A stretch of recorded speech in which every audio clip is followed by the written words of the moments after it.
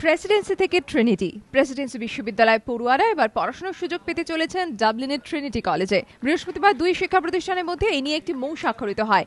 এর ফলে প্রেসিডেন্সিতে স্নাতকোত্তরে পাঠরত 2 থেকে 10 জন পড়ুয়া 1 বছরের জন্য ট্রিনিটি কলেজে পড়াশোনা করার সুযোগ পাবেন। এর জন্য চালু হচ্ছে বিশেষ স্কলারশিপও। এদিন মৌ স্বাক্ষর করেন প্রেসিডেন্সির উপাচার্য মালবিকা সরকার এবং ট্রিনিটি কলেজের president and provost Patrick J Prendergast. Trinity College ডাবলিনে আমি নিজে কাজ করতে গিয়েছিলাম রিসার্চের জন্য বছর 10 আগে। তখন দেখেছি ওটা খুব রিসার্চ ইন্টেন্সিভ একটা ইউনিভার্সিটি এবং কিছু কিছু ফিল্ডে ওরা খুব ভালোই কাজ করছেন।